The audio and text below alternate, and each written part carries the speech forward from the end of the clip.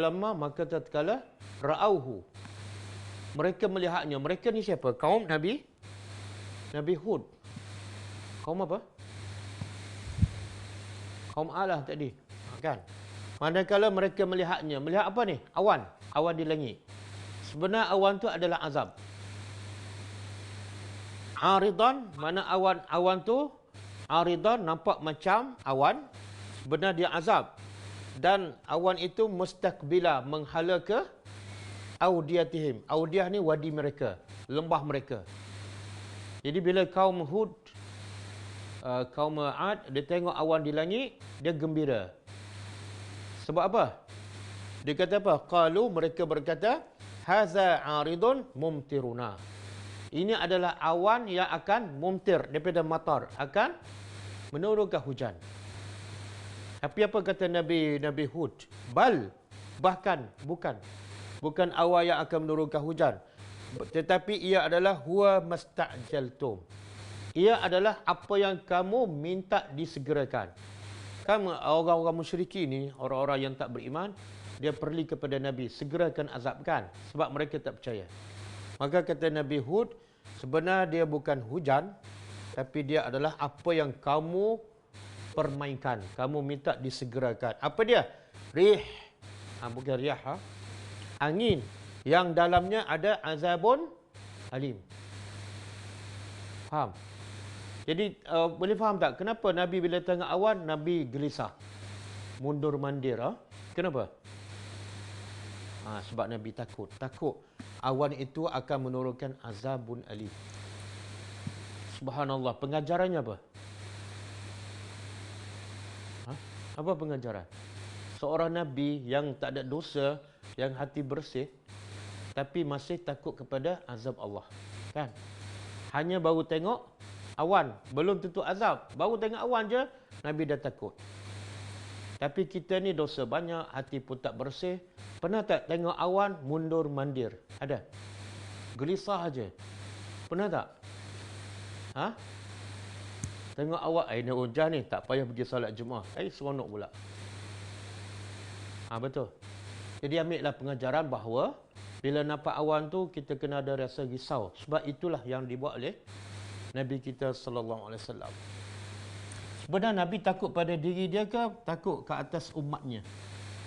Takut pada umatnya. Okey, daripada sini kita dapat faham bila sebut angin ada dua. Satu angin yang membawa rahmat, yang kedua angin yang membawa azab.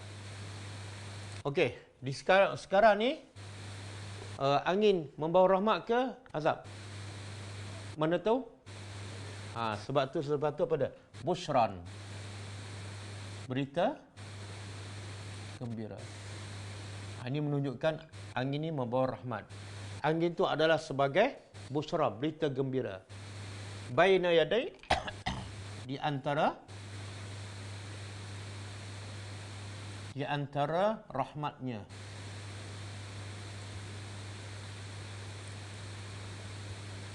Jadi Allah nak beritahu apa ni? Angin adalah rahmat. Angin yang mana ni?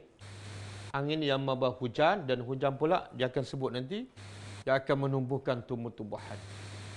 Dan sesuai dengan hujung ayat sebelum ni. Hujung ayat sebelum ni apa dia? Inna rahmatallahi qaribun minal muhsinin. Jadi Allah kata, rahmat Allah dekat pada orang-orang yang berbuat baik. Apa dia antara rahmat Allah? Hujan. Dan hujan tu satu berita gembira bagi orang yang beriman. Okey. Hatta, sehingga iza, apabila aqallat. Aqallat apa mana? Aqallat mana ada hamalat. Sehingga ia, iaitu angin, aqallat, membawa sahaban.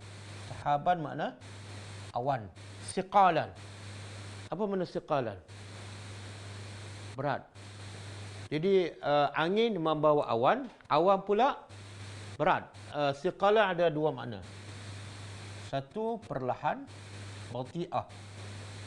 Yang kedua, berat. Perlahan ni apa maksud? Iaitu asal daripada hujan ni daripada apa? Tak, sebelum tu. Proses nak jadi hujan tu. Wap daripada air laut kan. Jadi proses Allah nak gerakkan angin supaya gerakkan wap daripada laut tu. Kemudian wap pula digerakkan untuk menjadi awan. Kemudian daripada itu turun sebagai air hujan. Proses tu dipanggil siqala ataupun bati'ah, perlahan.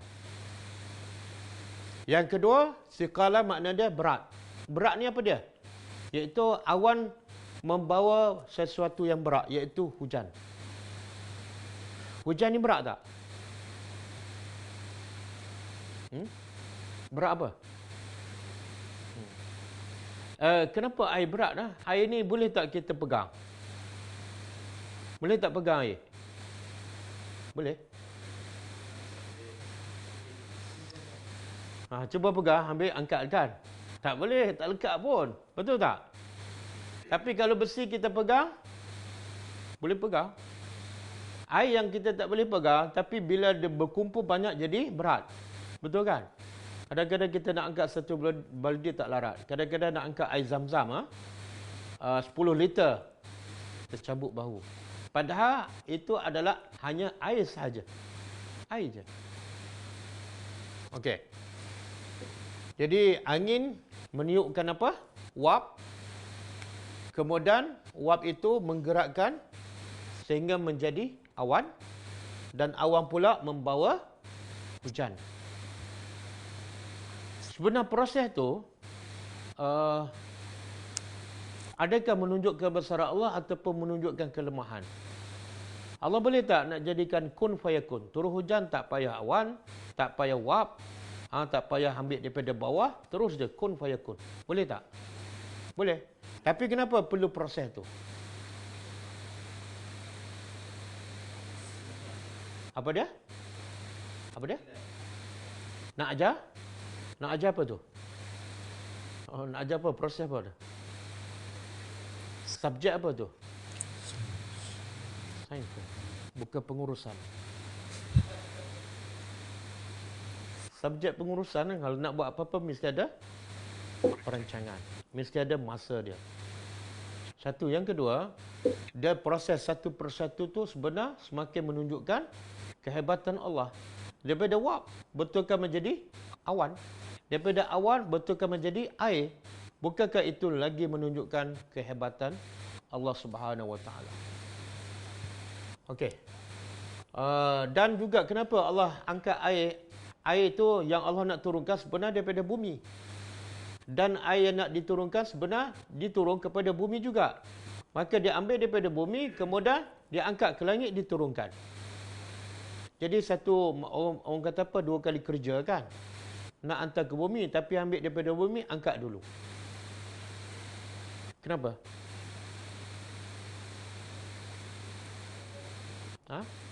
Tak membazir? Apa dia?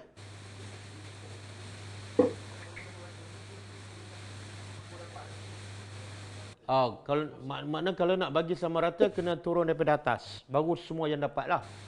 Mana yang rendah pun, di tempat rendah pun dapat, tempat tinggi pun dapat. Tapi kalau air itu keluar daripada bawah, yang kat bawah dapat. Tapi yang kat atas nak dapat macam mana? Kena turun bawah ataupun air itu kena naik dulu sampai puncak. Bila air naik sampai puncak bukit untuk beri pada orang ke atas, apa berlaku orang di bawah?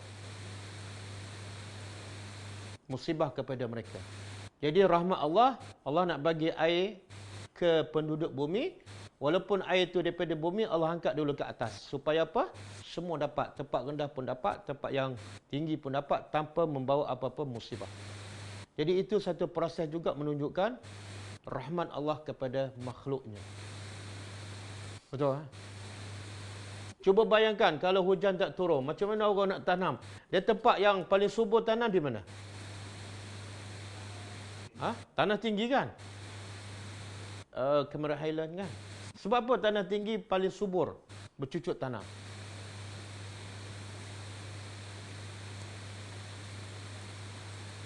Tahu tempat subur tapi tak tahu sebabnya.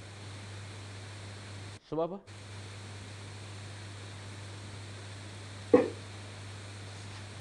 Oh, Quran cakap selesai masalah. Sebab tempat yang tinggi ni, pertama dia terdedah kepada matahari. Yang kedua, bila hujan turun, dia tak ada benda-benda yang menghalang hujan daripada kena tumbuh-tumbuhan tu. Itu antara dua sebab lah. Dan cuba bayangkan, kalau di gunung, kita nak bercucuk tanam, air tak turun daripada atas. Kena ambil daripada bawah. Apa jadi? Mati yang ke atas tu. Sementara pokok nak hidup, orang yang nak bawa air tu mati dulu. Kemudian mati pokok pula kan. Okey, suknahu. Kami beri minumnya. Kami beri minumnya ataupun kami cuahkan. Kepada mana ni? Li baladin. Bagi balad ini negeri. Kalau satu balad, kalau jamak bilad, kan? Ada tak dalam surah lain perkataan balad? Surah Al-Balad kan? Surah Al-Balad ke apa? Surah Al-Balad ada, surah At-Tin pun ada. Wat-tini waz-zaitun, wa turi sinin, wa hadzal baladil amin. Jadi balad tu apa makna? Negeri. Tapi dalam konteks ayat ni, iaitu satu kawasan yang luas. Balad mana? Satu tanah yang lapang.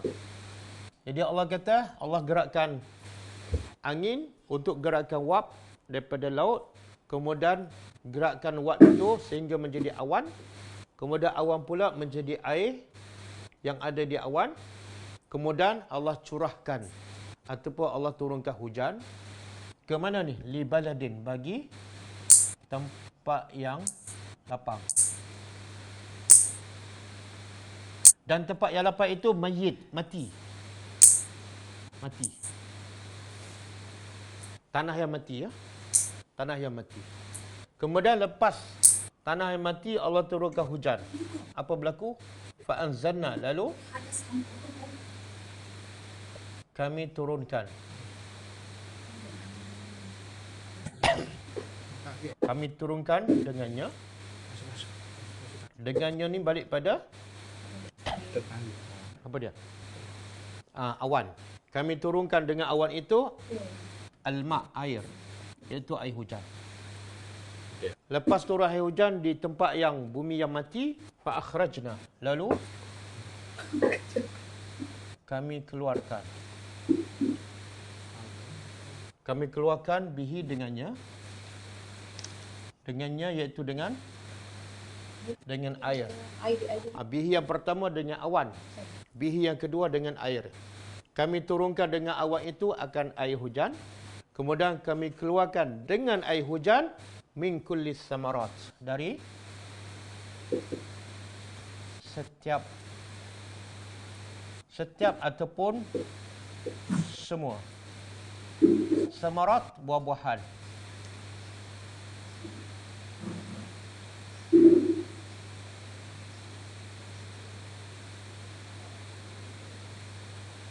Kan air. Kami keluarkan dengan air itu, kan? Di bumi yang mati itu boleh subur dengan apa? Dengan air.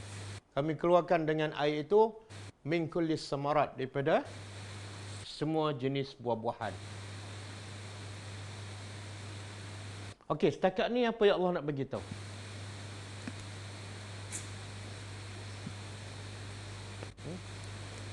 Apa dah? Rahmat Allah. Di mana rahmat Allah tu? Hujan. Nampak hujan tak ada apa-apa kan? Tapi sebenarnya daripada hujan itulah yang kita makan setiap hari. Kan? Buah-buahan, sayur-sayuran, tumbuh-tumbuhan. Semua yang kita makan tu bermula daripada hujan yang Allah turunkan. Jadi ada dua yang Allah nak bagi tahu. Pertama, kebesaran dia. Yang kedua, rahmat dia. Jadi antara dua ni, yang mana lebih besar? Satu, tentang kebesaran Allah. Yang kedua, tentang rahmat, iaitu rezeki, buah-buahan. Antara dua ni yang mana lebih besar dan penting bagi orang beriman? Buah-buahan. Kebesaran Allah. Dia jawapan dua aja. Okey, kalau kebesaran Allah, kenapa?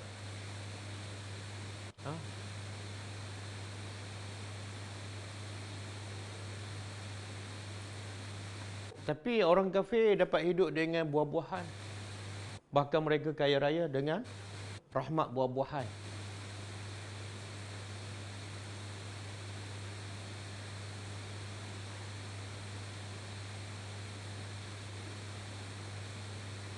Jawapan dah betul. Sebabnya tak betul. Soalan saya, antara rezeki buah-buahan yang datang daripada air hujan tu, itu rahmat Allah kan? Tapi proses daripada air hujan kemudian keluar buah-buahan yang berbagai-bagai, itu menunjukkan kebesaran Allah. Jadi antara dua tu, yang mana sebenarnya lebih besar, lebih penting dalam hidup kita? Proses yang menunjukkan kebesaran Allah ataupun buah-buahan makanan? Apa dah? Tak, soalan dia yang mana lebih penting? Apa dah? Proses apa ni?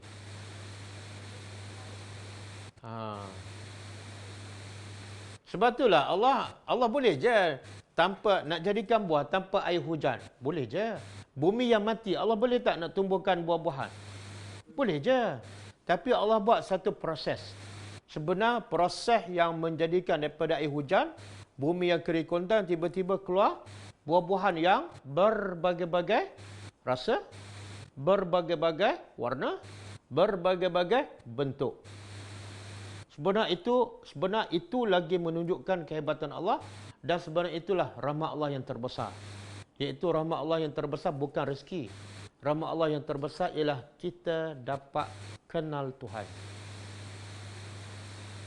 Berapa ramai orang yang boleh makan rezeki tapi tak kenal pemberi rezeki. Sebab tu Allah kata orang kafir ni dia boleh makan rezeki. Kadang-kadang mereka jauh lebih mewah daripada kita, kan? Tapi mereka tak dapat satu rahmat yang lebih besar daripada rezeki, iaitu kenal Tuhan. Cuba buka surah Muhammad ayat 12. Surah Muhammad ayat 12.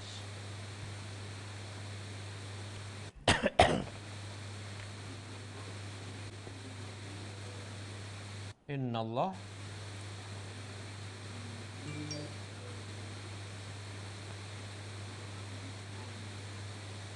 wa amilus salihat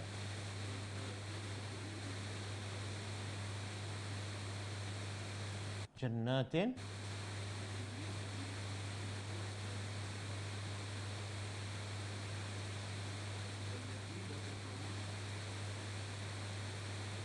wallazina kafaru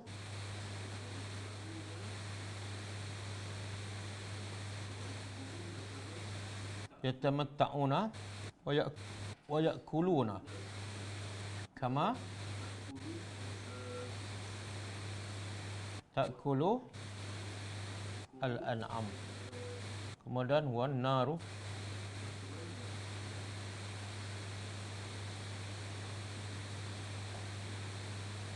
tengok ada dua nikmat. Satu nikmat makanan rezeki, yang kedua nikmat kenal Tuhan. Proses menjadi rezeki itu sebenarnya itu lagi besar nikmat. Sebab tu dalilnya orang yang dapat nikmat kenal Tuhan nasibnya jauh lebih baik daripada orang yang kenal rezeki tapi tak kenal Tuhan pemberi rezeki. Contohnya Allah sebut dalam surah Muhammad ni. Cuba terjemah. Innallah, sesungguhnya Allah yudkhil, akan masukkan allazina amanu, orang yang beriman, wa amilus salihat. Mana orang beriman kepada siapa? Kepada Allah. Dia tak mungkin beriman pada Allah melainkan dia kenal kebesaran Allah, kan? Kemudian setelah dia beriman, dia buktikan dengan amal soleh. Okey, orang macam ni apa dia dapat? Apa yang Allah sediakan? Jannatun, surga-surga yang mengalir di bawahnya sungai. Ni orang beriman ni dapat tak buah-buahan kat dunia? Tapi itu bukan nikmat yang terbesar. Nikmat yang terbesar pada dia beriman, dia beramal soleh. Maka sebab tu di akhirat dia dapat lebih baik daripada nikmat kat dunia. Okey. Kita tengok pula orang yang kena rezeki Allah tapi tidak beriman kepada pemberi rezeki. Apa mereka dapat? Wallazina kafaru. Dan orang-orang yang kafir. Kafir mana tak kenal Allah. Dia tahu makan rezeki je. Maka Allah sifatkan mereka. Yatamatta'una. Mereka bila makan seronok tak? Seronok. Duit banyak, makan banyak, lazat. Seronok. Dan wayakuluna. Dan mereka sentiasa tengok matlamat hidup manusia yang tak beriman. Satu, yatamatta'un. Yang kedua, yakulu. Allah guna fi'il apa tu kalau kita belajar bahasa Arab? Fi'il mudhari' menunjukkan apa? Jadi matlamat orang tak beriman dua je. Satu, sentiasa seronok, tamattu', kan? Pernah dengar haji tamattu'? Seronok. Haji seronok kan? Bayar dan tak kisah. Yang penting dapat seronok tu. Dapat buka kat ihram bebas kan. Yang kedua, makan. Lepas makan, seronok. Lepas seronok, makan. Maka Allah kata apa? Mereka ni tak lebih tak kurang kama ta'kulu al-an'am. Sama seperti binatang ternak. Betul tak? Cuba tanya kambing ke lembu, apa matlamat hidup awak? Makan. Lepas makan, cari rakan dulu. Cari kawan. Lepas tu, tidur. Lepas tu, makan. Betul tak? Mana ada lembu baca Quran, lembu pergi sekolah, lembu pergi kelas tadabbur, tak ada. Matlamat dia satu, seronok, makan. Makan, seronok. Betul? Kenapa? Sebab mereka tak kenal kebesaran Allah. Yang mereka tahu hanya samarat. Boleh? Jadi di akhirat apa mereka dapat? Wan naru maswal lahum. Nerakalah tempat tinggal mereka. Boleh ya? Jadi dalam ayat ni Allah nak beritahu rahmat Allah ada dua lah. Satu makanan. Yang kedua, nikmat Allah. Satu makanan, satu buah-buahan. Yang kedua, kena Allah. Kena Allah boleh daripada apa ni? Ni proses ni. Hebat tak Tuhan? Apa yang hebat? Daripada makanan yang kita makan tu, apa yang hebat Allah? Biasa lepas makan kita rasa seronok sebab makan ke? Sebab dapat rasa kehebatan Allah. Sebab tu macam ada CP kawan ni. Waktu satu hadis kan Nabi kata, siapa yang minum kemudian dia sebut alhamdulillah, maka Allah redha pada dia. Kenapa dia kata alhamdulillah? Sebab dia tahu dia boleh minum tu daripada Allah. Makna nikmat yang paling besar dia dapat puji Allah, bukan dapat minum. Dan bila dia dapat makan, dia sebut alhamdulillah, Allah redha. Makna dia kenal siapa yang bagi rezeki sehingga dia boleh bersyukur kepada Allah Subhanahu Wa Taala. Okey, bolehkah? Jadi kita muhasabah diri kita. Biasa setiap kali lepas makan, kita rasa seronok apa dah? Seronok sebab makanan sedap ke? Sebab dapat memikirkan dan menghayati betapa hebatnya Allah. Daripada hujan, daripada tanah kering kontang, dapat rasa burger, kan? Dapat rasa daging, dapat rasa ayam. Okey tak? Kebanyakannya sudah makan, dia seronok sebab rasa sedap. Sebab tu ramai yang lupa baca doa. Kalau doa pun selepas apa? Sendawa. Baru alhamdulillah.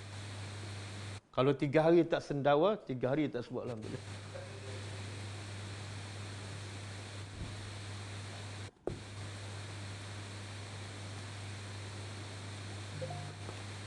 Okey, sebelum kita sambung, saya nak sebut, ada tak satu ayat, rasanya kita dah tadabbur. Allah nak beritahu kebesaran dia, hebatnya Allah. Allah turun hujan, air yang sama, rasa yang sama, warna yang sama. Kemudian jatuh kepada bumi, bumi yang tidak ada rasa.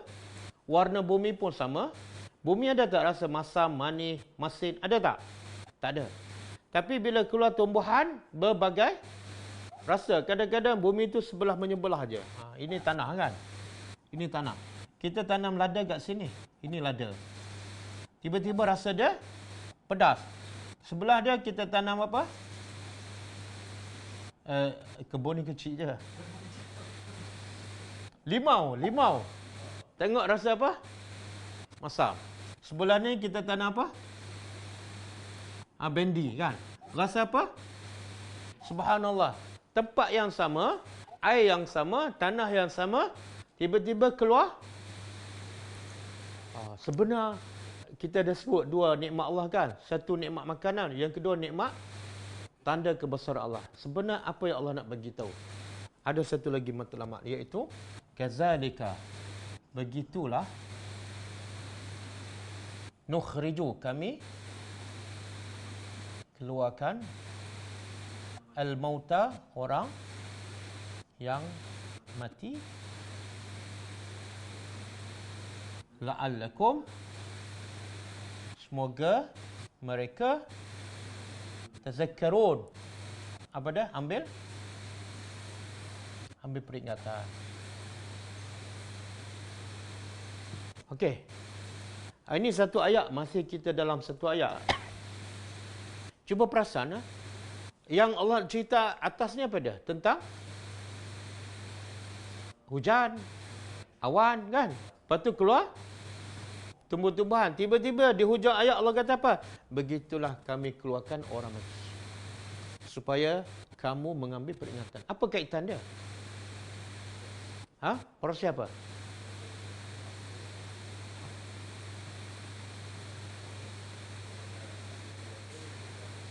Jadi apa kaitan dengan Allah keluarkan orang mati?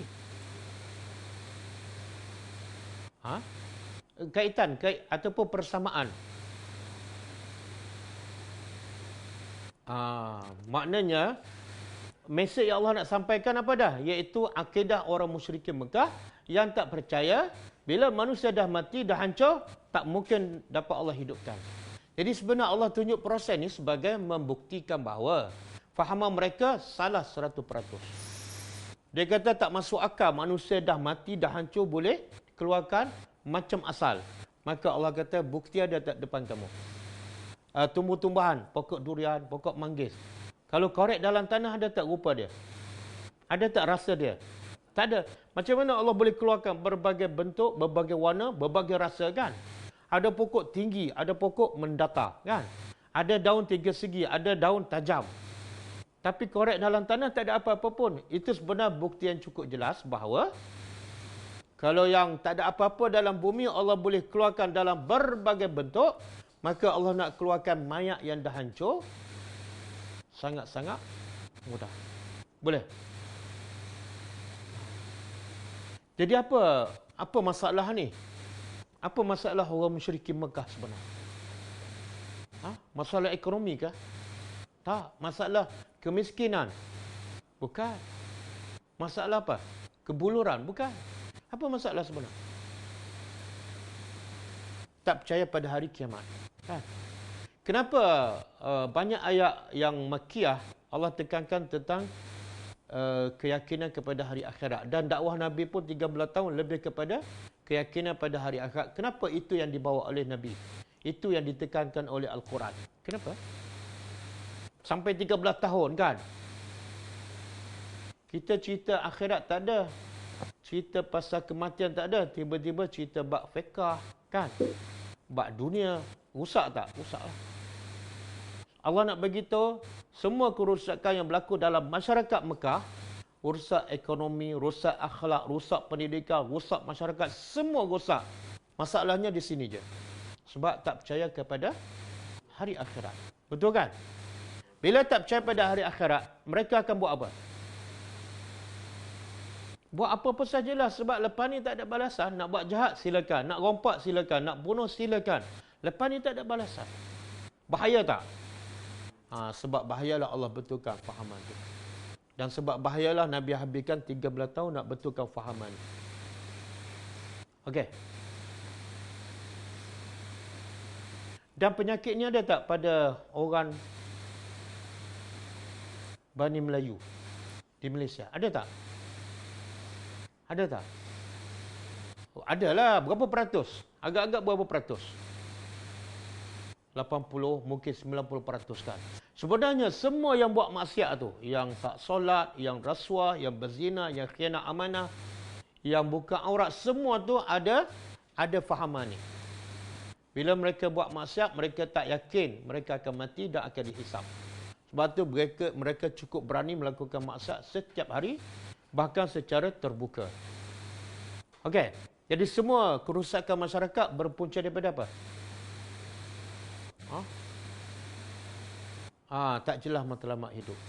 Matlamat hidup dia macam orang kafir tadilah, nak makan seronok kan. Bila tak seronok dia masalah. Macam sekarang lah.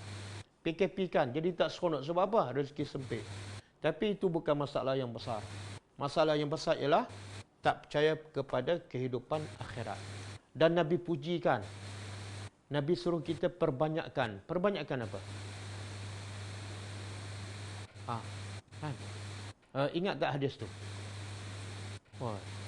Tak apalah, yang penting banyak ingat mati.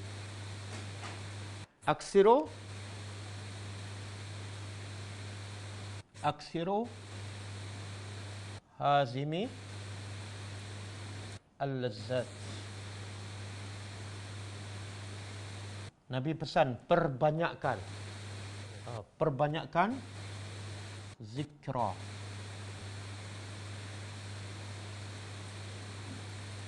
Perbanyakkan zikra hazimi al-lazat. Apa makna? Aksiru perbanyakkan. Zikra menyebut. Hazimi. Apa makna hazimi? Bukan. Memutus. Benda yang menghancurkan. Al-lazat. Keseronokan yang tadilah. Makan tamatuk. Jadi seronok sangat. Nabi kata kena hilangkan seronok. Sebab bila seronok dengan dunia, dia lupa. Jadi cara nak hilangkan seronok hidup dunia ialah perbanyakkan menyebut benda yang boleh menghilangkan keseronokan. Bila nak makan banyak je, ingat pada mati. Tak jadi makan banyak. Bila tamak nak cari duit banyak, ingat pada mati, tak jadi. Bila asyik nak berjalan je, ingat pada mati, kurangkan. Dan Nabi kata, orang yang paling cerdik, manusia paling cerdik siapa? Dan sambungan hadis tu. Ada dua tu. Nabi kata ciri-ciri orang paling cerdik. Bukan yang lulus SPM cemerlang. Ada dua.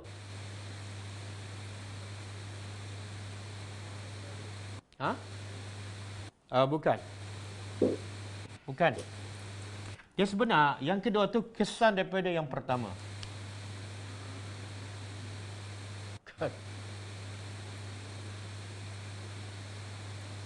Orang yang paling cerdik ialah satu aksarukum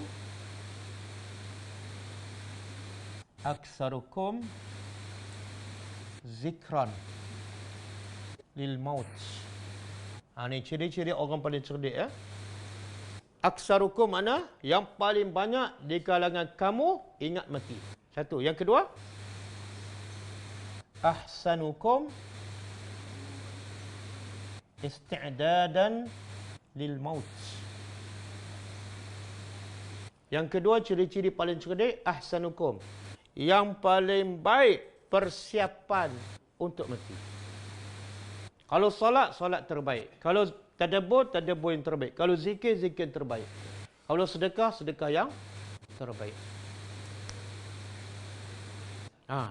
Jangan banyak sebut pasal konspirasi. Dia kalau ingat mati A+, kan? Persiapan nak mati A+. Ini orang paling cerdik. Tapi kalau SPM 9A, ingat mati jarang-jarang, itu tak cerdik. Solat pun lambat, 9A, tapi solat lambat, tak cerdik. Okey. Kemudian kita pergi yang kedua. Wal baladu at-tayyib.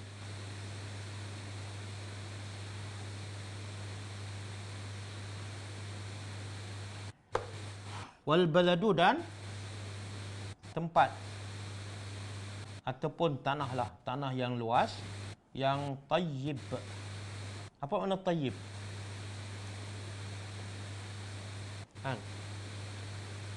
Sekarang tayyib popular kan, khususnya bulan Ramadan. Apa tu? Yusuf tayyib. Jadi tayyib apa makna? Tanah yang subur. Yakhruju, keluar, akan keluar. Nabatuhu, apa dia? Dia panggil tanamannya biizni rabbi, dengan izin Tuhannya. Wallazi khabusa, dan wallazi, dan yang khabusa ni makna lawan dia tayyib. Kita pernah sebut tak khabusa ataupun khubus? Maksud tanah kan? Apa doa tu? Allahumma inni a'udzubika minal khubsi. Okey, apa makna khubsi dalam doa tu? Dia ada terjemah syaitan jantan, syaitan betina, ada yang terjemah kejahatan. Dua-dua betul. Sebab bila sebut syaitan memang jahat, bila sebut jahat memang syaitan. Jadi di sini apa makna? Bumi yang dan yang bumi, kalau tayyib subur. Wassalam. Khabusa, bumi yang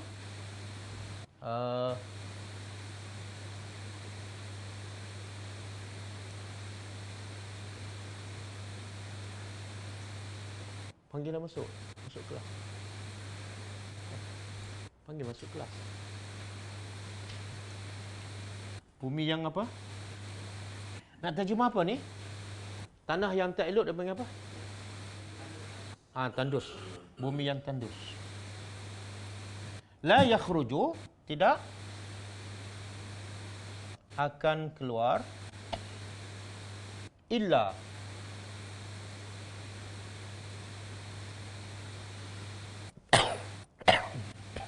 illa nakida. Nakida, dia terjemah apa nakida?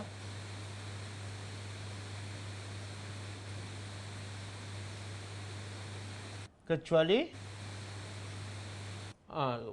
dia terjemah bantut kan? Itu bahasa Indon. Ya ke?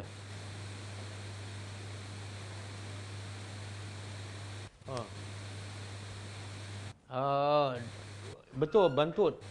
Makna tidak sempurna ataupun tumbuhan yang tidak ada faedah. Kadang-kadang tumbuh-tumbuhan tapi tak ada faedah. Contoh macam apa? Kemucuk kan? Kemucuk ada faedah tak? Lalang ada faedah? Tak, kemucuk dengan lalang ada faedah. Untuk siapa? Untuk bangla, untuk potong rumput. Kecuali Allah, susah bahasa Melayu ni. Tumbuhan yang tak berfaedah. Kazalika, begitulah nusarrifu, kami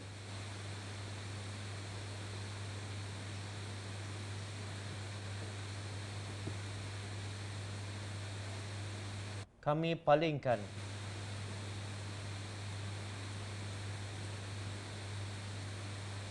ayat-ayat liqaumin, bagi kaum yang yashkurun, sentiasa bersyukur.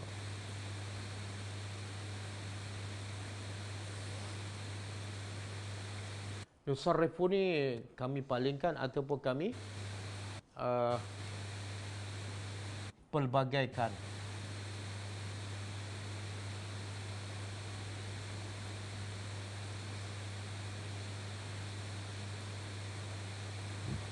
Okey, cuba tengok. Cuba tengok.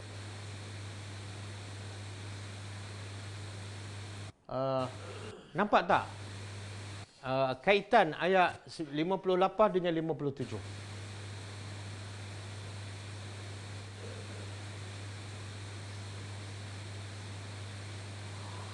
Nampak tak kaitan ayat 57 dan 58? Saya ulang balik. Ayat 57 cerita tentang apa? Cerita tentang rahmat Allah. Rahmat Allah apa dia? Nurunkan hujan, kemudian menumbuhkan tumbuhan. Dan dalam di situ juga rahmat Allah yang paling besar apa dia? Iaitu kita boleh kenal Allah melalui proses tu.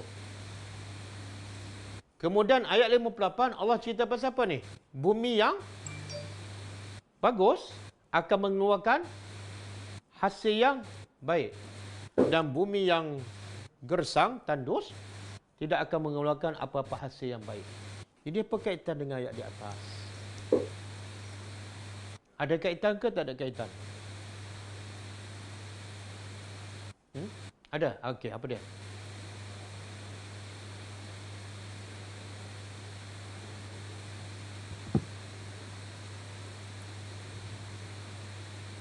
Tapi kaitan dengan ayat atas.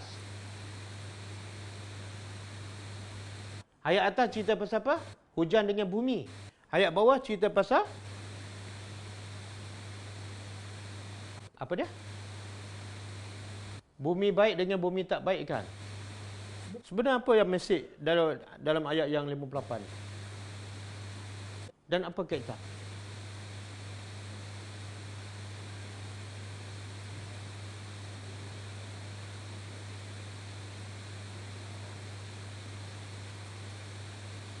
Macam mana?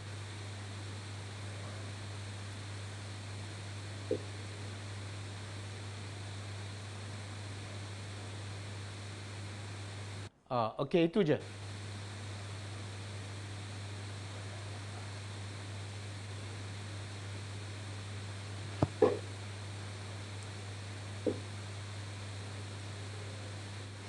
Betul, tapi belum sampai pada tujuan apa dia?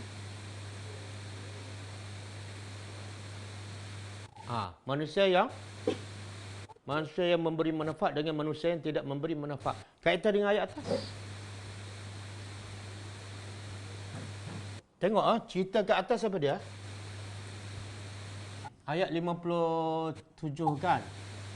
Cerita ke atas apa dia? Pasal air hujan. Kemudian pasal bumi kan? Kemudian cerita pasal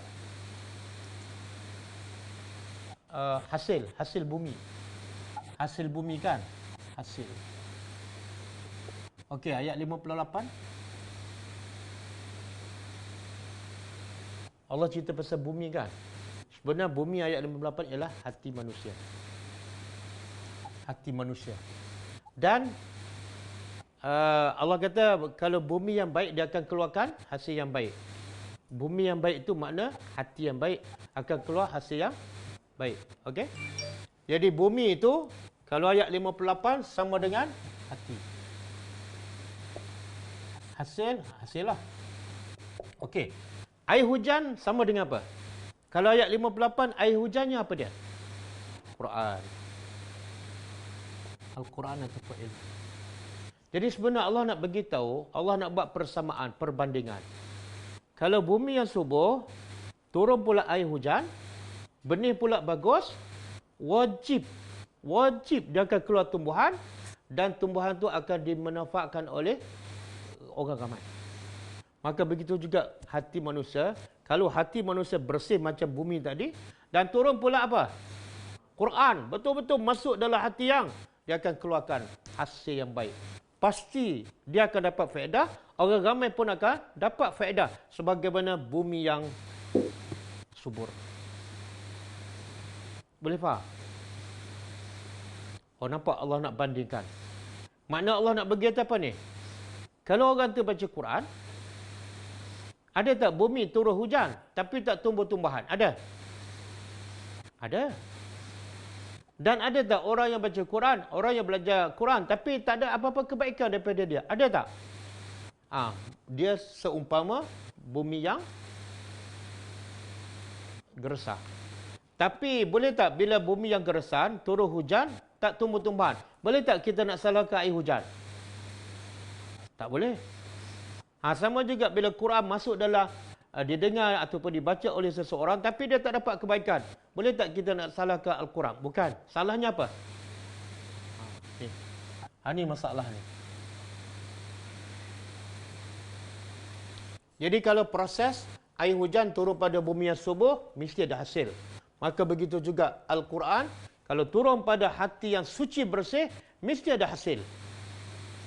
Sebab itulah Nabi ambil masa berapa lama nak sampaikan, nak masukkan hati dalam hati para sahabat. Sehingga ada hasilnya. Berapa lama Nabi ambil masa? 23 tahun. Betul tak? Kerana 23 tahun itulah sebab Nabi masukkan Al-Quran dalam bumi, dalam hati yang bersih para sahabat. Walaupun sampai kepada jin pun, hati jin bersih. Maka Islam hasilnya tersebar satu dunia. Tapi kalau Quran masuk dalam hati yang keras, hati yang mati, dia bukan setakat tak tersebar. Orang yang baca pun tak jadi baik. Orang yang hafal pun tak jadi baik. Panas barang. Lepas baca Quran aja marah-marah. Imam baca panjang pun mengamuk. Apa baca panjang-panjang? Okey. Dan kemuncak semuanya apa dia? Hasil yang paling lumayan apa dia? Kalau bumi dengan air, hasil paling lumayan ialah tumbuh-tumbuhan yang bermanfaat. Okey, kalau hati pula, hasil yang lumayan apa dia? Hasil yang paling lumayan. Tengok ayat 58. Ada jawapan dalam ayat 58. Ni. Tanda orang tu hati bersih, bila masuk Quran, dia semakin bersyukur pada Allah. Dia semakin taat kepada Allah. Dia semakin muhsinin kepada orang. Okey. Jadi saya nak pesan pada diri saya dan kepada semua pelajar sebagai muhasabah. Bila kita baca Quran, pastikan hati kita bersih. Bertobat daripada semua dosa. Supaya apa? Supaya bila Quran masuk dalam hati, dia akan membuahkan hasil yang baik. Orang akan tengok perubahan dalam akhlak kita, dalam tutur kata kita, dalam pergaulan kita, dalam cara kita mendidik anak-anak, menegur orang. Orang akan nampak hati kita, bahasa kita sangat lembut. Bila tu? Kalau Quran masuk dalam hati yang bersih. Tapi kalau hati kita dosa, penuh dengan maksiat, penuh dengan cinta dunia, hasilnya tak ke mana, macam bumi yang gersang. Okey.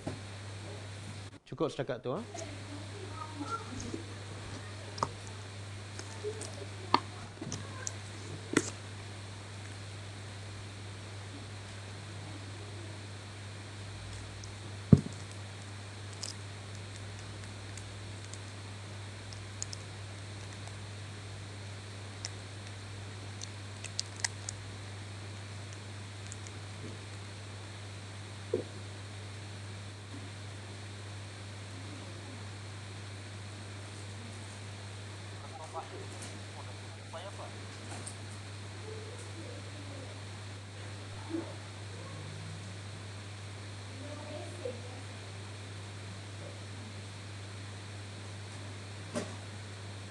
Raja Kumaran, adakah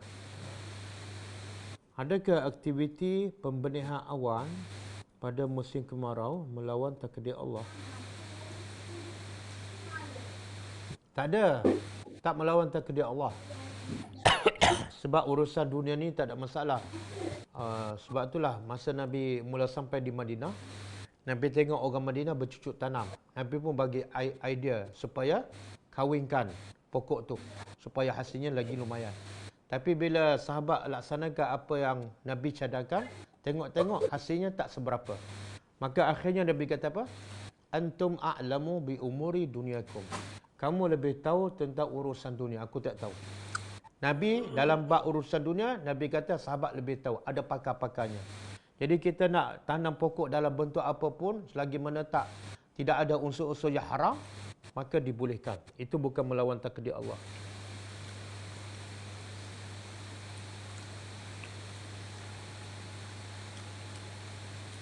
Makin bersyukur, makin taat dan makin muhsin.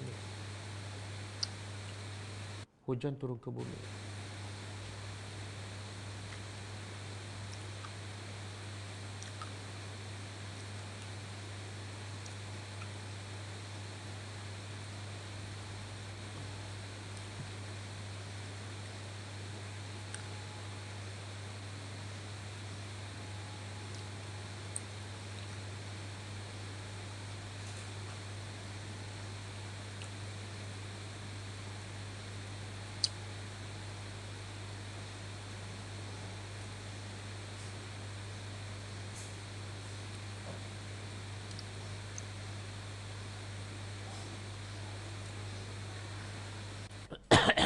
Dua ayat yang sangat membuka minda dan menyentuh kalbu.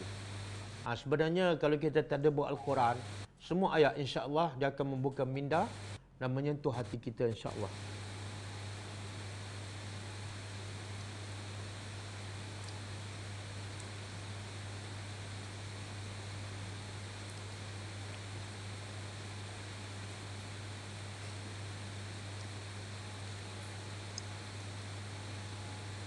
Nak mohon video pendek untuk ingatkan anak-anak SPM khasnya yang hafaz Al-Quran untuk tidak risau, susah ataupun okey Rizal.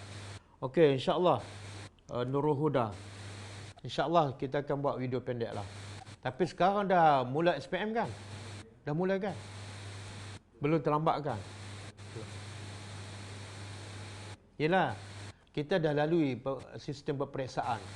Bila kita ingat, kita rasa macam kita menyeksa diri kita pada benda yang kurang penting. Betul tak? Berjaga malam sampai kadang-kadang malam kalau satu paper yang banyak tu kita tak tidur. Saya pernah tak tidur malam sebab exam besok. Tapi kerana nak beribadat pada Allah tak pernah tak tidur malam. Yang biasanya tidur malam.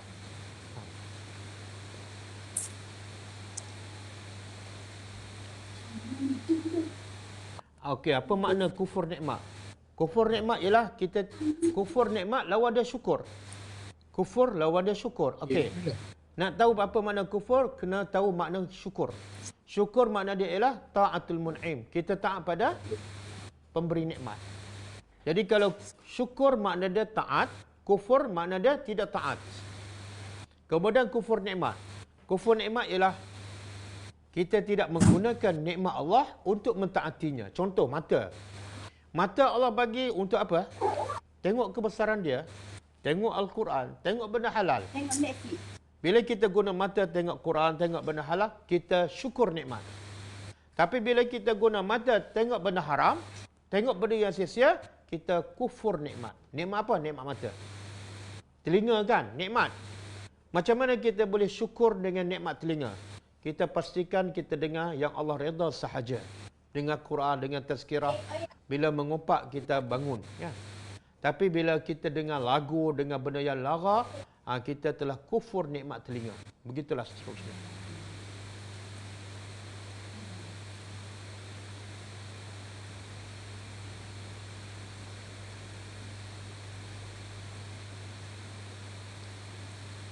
Bagaimana nak bersihkan hati yang barang dan taat kepada Allah? Dia tidak ada pilihan sebenarnya. Sebab Al-Quran Allah turunkan sebenarnya nak betulkan semua akhlak manusia. Bahkan Allah puji Nabi, wa innaka la'ala khuluqin azim. Engkau ni wahai Muhammad berada di satu akhlak yang sangat hebat. Kenapa akhlak Muhammad menjadi hebat? Sebab Al-Quran. Bila ditanya kepada Aisyah, bagaimana akhlak Nabi? Aisyah menjawab akhlak Nabi ialah Al-Quran. Dan dikatakan, ulama mengatakan, kalau nak tengok akhlak Al-Quran berjalan di mana-mana, di pasar, di pejabat, di masjid, di jalan raya, tengoklah zaman Nabi SAW. Sebab semua Nabi dan para sahabat, akhlak mereka sebiji sama dengan Al-Quran. Bila akhlak mereka, akhlak Al-Quran, mereka tidak ada marah. Mereka tidak ada kecewa. Mereka tidak ada takut pada rezeki. Mereka tak takut selain daripada Allah. Jadi tidak ada pilihan kalau nak rawat penyakit panas barang dengan Quran je. Bila Al-Quran kata orang ahli syurga, ciri-ciri ahli syurga ialah al-kazimin al-ghaiza. Kalau kita dengar ayat tu dan kita faham, kita tak akan jadi marah. Kenapa aku nak marah? Yang larang aku marah Tuhan. Kemudian Allah pula bagi tahu kalau aku tahan marah, Allah bagi syurga yang seluas langit dan bumi. Yang aku nak marah ni dapat apa? Rumah pun hutang tak bayar lagi. Kan?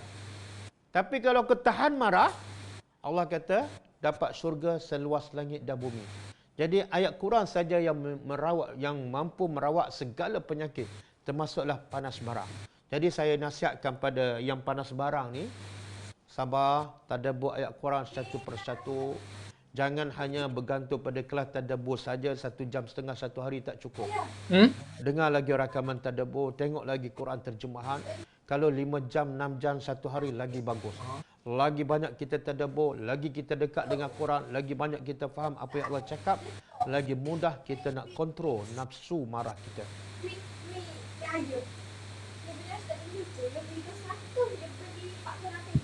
Berzikir dalam hati dikira, dia zikir ni kata ulama ada 3.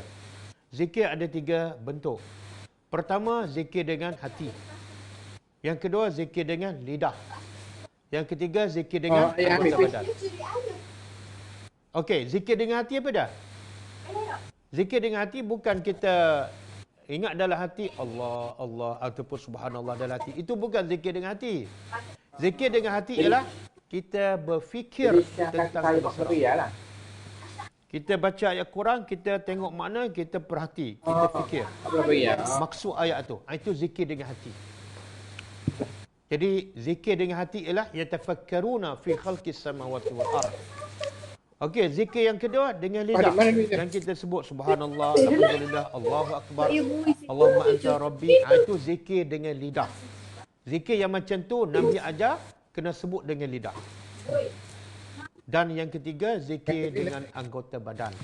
Iaitu kita guna semua anggota badan kita untuk mentaati Allah. Guna tangan untuk bersedekah. Guna tangan untuk buka Al-Quran. Guna mulut untuk baca Al-Quran. Itu zikir dengan anggota badan. Guna anggota badan kita untuk solat. Guna anggota badan kita untuk cari orang miskin. Itu zikir dengan anggota badan. Wallahu a'lam.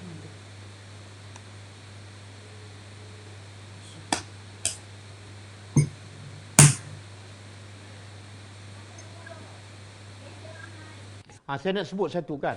Allah bandingkan hujan dengan Al-Quran kan. Kita belajar tadi hujan. Ada tak hujan yang membawa musibah? Ada kan? Dan Allah bandingkan hujan dengan Al-Quran dalam 2 ayat ni kan. Okey. Ada tak Quran yang bawa musibah? Kalau hujan ada bawa rahmat, ada bawa musibah. Tapi Quran ada tak bawa rahmat dan ada ketika dia bawa musibah? Ada tak? Bila tu? Hujan sama dengan Quran.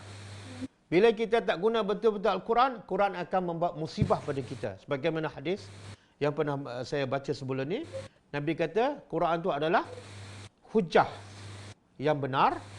Siapa yang letak Quran di belakang dia, dia baca tapi tak ikut, maka Quran akan heret dia sampai ke Quran akan membawa musibah pada kita. Siapa yang tak ikut Al-Quran?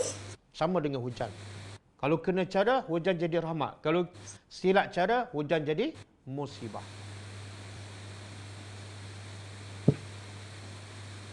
Apakah doa khusus untuk bersihkan hati? Banyak doa. Yang paling penting apa dia? Doa dipanggil doa agung. Doa iaitu kita bersihkan hati kita dengan Al-Quran.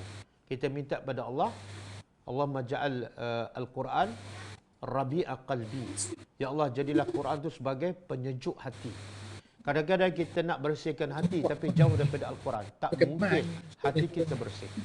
Hati manusia akan bersih dengan bertobat, kemudian masuk ke Al-Quran ke dalam hati. Jadi baca doa tu. Doa tu daripada hadis sahih. Walaupun panjang, tapi sebenarnya doa tu sangat-sangat penting. Bahkan Nabi kata, tidak ada orang yang bersedih, yang berduka cita, tapi bila dia baca doa ni, maksud dia baca, dia hayati, dia amalkan, maka hilang kesedihannya, hilang segala masalah hidupnya. Doa tu mula daripada apa? Allahumma anta rabbi, Allahumma inni abduka, ibnu abdika, ibnu amatika kan. Kemudian waj'alil Quran nura rabi'a qalbi wa nura sadri wa jalaa husni wa zahaba hammi. Itu doa tu sangat penting. Selain daripada itu ada doa pendek. Ya muqallibal qulub, sabbit qalbi ala qalbi. Itu pun doa bersih hati. Okey.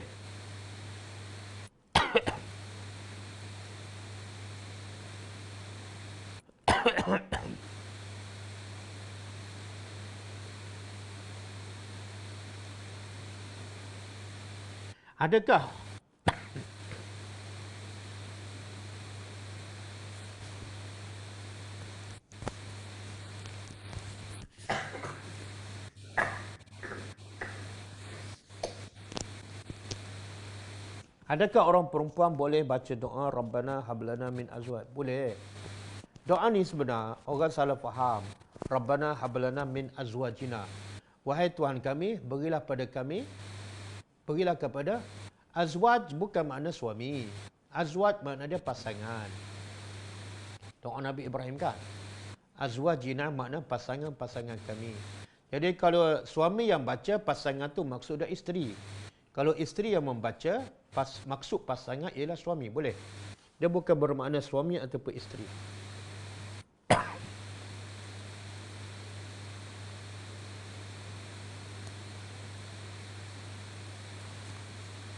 Kita baca Assalamualaikum, Waalaikumsalam. Baca Al-Quran mengikut online. Adakah dapat pahala baca Al-Quran? Dia sekarang yang dapat pahala tu bila kita baca. Baca daripada masah ke, baca daripada hafazan ke, baca secara online ke, itu bukan isu dia. Isu dia ialah kita baca, kita sebut dan bibir kita bergerak. Dan syarat yang paling utama, ikhlas kita baca kerana Allah. Barulah dapat pahala.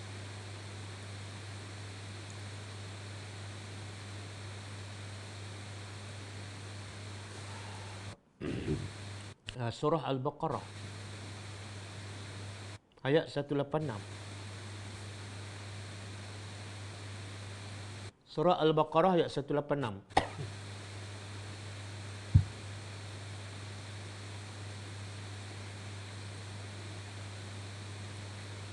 Surah Al-Baqarah ayat 186. Maksud dia, auzubillahi minasyaitonir rajim. Wa idza sa'alaka 'ibadi 'anni fa inni qarib ujibu da'watad da'i idza da'ani falyastajibu li wal yu'minu bi la'allahum yarshudun. Maksud dia, Allah berkata kepada Nabi Muhammad, bila hamba-hambaku bertanya kepada engkau anni tentang aku. Tentang apa ni?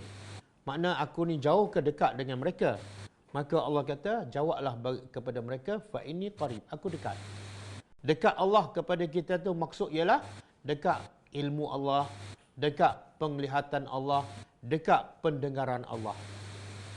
Dan Allah bukan setakat dia kata dia dekat dengan kita, tetapi ujibu, dia akan menyahut doa-doa kita. Dia akan makbulkan doa-doa orang yang berdoa dengan ikhlas.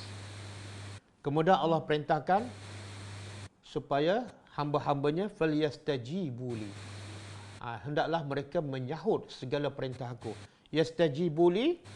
Jadi kalau mereka nak doa mereka dimakbulkan, manusia kena makbulkan, kena amalkan apa yang aku perintah. Apa yang Allah perintah dalam Quran laksanakan, apa yang Allah larang tinggalkan. Itu makna yastajibuli. Kemudian wal yu'minu bi. Hendaklah mereka beriman kepadaku. Moga-moga dengan mereka melaksanakan perintah Allah dan mereka beriman, moga-moga mereka mendapat rusdi, petunjuk. Jadi dalam ayat 186 surah Baqarah ni ada dua benda lah. Satu, Allah nak bagi tahu siapa-siapa berdoa tak perlu pada orang tengah sebab aku dekat. Dan ikhlas bila berdoa. Iza da'ani mana berdoa dengan sungguh-sungguh dan ikhlas. Yang kedua, Allah nak bagi tahu kalau kamu nak doa kamu diperkenankan, kamu yakin aku saja yang boleh perkenankan doa kamu, maka kamu kena dengarlah cakap aku. Kena ikut perintah aku. Falyastajibuli. Jangan minta doa pada aku tapi lawan aku. Jangan minta pada doa pada aku tapi tak buat yang aku suruh. Jadi kena dua-dua. Minta pada Allah dan taat pada Allah. Jangan minta tapi lawan. Itu 186 kan. Kemudian satu lagi surah apa? Ali Imran. Ayat berapa tadi? Ayat 31. Ayat 31 makna dia jelas. Allah perintah pada Nabi, qul, katalah wahai Muhammad, bagi tahu pada umat kamu, sekiranya kamu iaitu umat Nabi Muhammad mendakwa, mereka cinta Allah. Ramai mendakwa cinta Allah, tapi tak cukup syarat. Maka Allah bagi syarat. Syarat cinta Allah ialah fattabi'uni. Bagi tahu mereka syarat cinta Allah mesti ikut aku, iaitu ikut Nabi. Tengok besarnya Nabi, mulianya Nabi di sisi Allah. Sehingga Allah jadikan syarat. Cinta Allah mesti ikut Nabi. Makna apa? Selagi tak ikut Nabi, cinta kamu kepada Allah hanyalah dakwaan kosong. Jadi jangan berangan-angan cinta kepada Allah kalau tak ikut sunnah Nabi. Dan Allah beritahu lagi, bila kamu ikut Nabi je, kamu akan dapat apa? Ini bukan dapat duit 1 juta ni, bahkan lebih mahal lagi. Iaitu yuhibbukumullah. Ikut Nabi je dapat Allah cinta pada kamu. Bukan setakat itu saja, ada lagi. Ya wa yaghfir lakum. Allah ampunkan semua dosa. Ya Allah. Rahmat Allah yang sangat besar. Hanya ikut Nabi je dapat 2 benda besar. Satu, cinta Allah. Kita nak apa lagi kalau dah dapat cinta Allah? Yang kedua, dapat keampunan Allah. Ramai orang terlepas pandang ni. Dia minta ampun pada Allah tapi tak ikut Nabi. Kan? Allah tak akan ampunkan. Sebab syarat nak dapat keampunan, kena ikut Nabi. Dia nak cinta Allah tapi ikut orang ramai, tak ikut Nabi. Jangan. Besarnya Nabi, mulianya Nabi, sehingga Allah jadikan syarat kepada cinta kepada Allah Subhanahu Wa Taala. Okey. Apa lagi?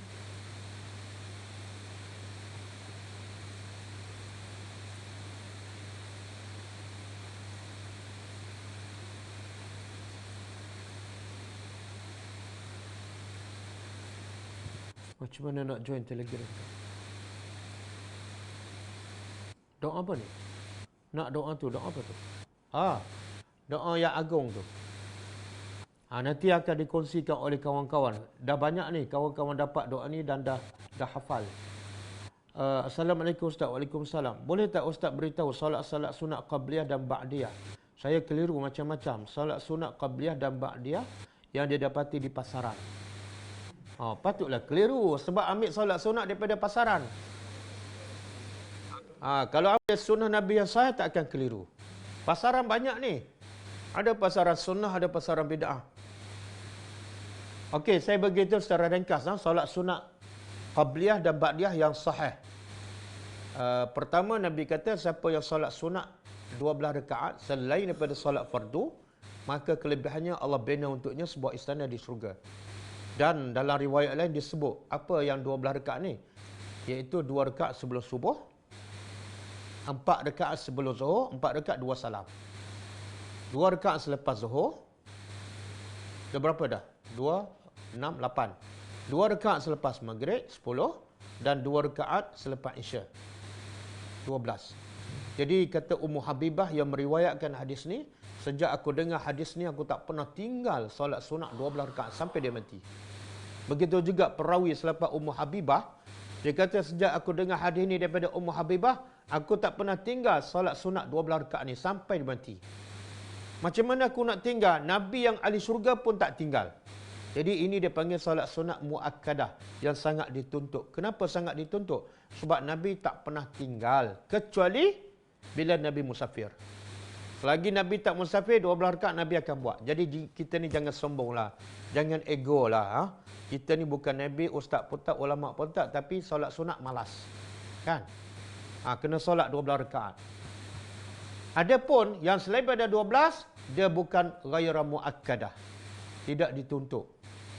Iaitu kadang-kadang Nabi buat, kadang-kadang Nabi tak buat. Yang mana ni? 2 rakaat sebelum maghrib, 2 rakaat sebelum isya. Apa lagi? 4 rakaat sebelum asar. Ada salat sunat sebelum asar. Salat sunat qabliyah, asar. 4 rakaat, bukan 2. Ada hadis.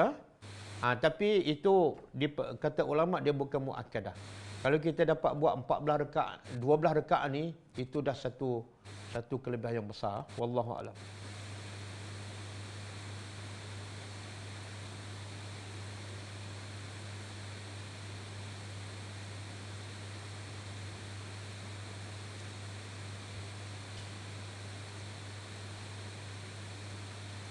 Surah bila kita dengar ayat Quran dibacakan adalah kita diam dan dengar dengan taat. Allah akan kurniakan rahmat. Betul. Surah Al-A'raf ayat 204. Ayat 204. Bila didengarkan Al-Quran, wajib kita diam dan dengar supaya kita faham, kita hayati dan kita amalkan. Barulah Allah kata la'allakum turhamun. Semoga dengan cara itu baru kamu dapat rahmat Allah Subhanahu wa taala. Okey, cukup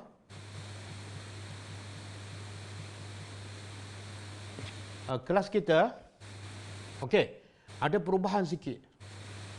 Kelas kita yang sepatut malam ni ditukar pada malam besok. Sebab malam ni Ustaz ada hal. Saya ulang, kelas kita malam ni tadabbur surah Al-Baqarah.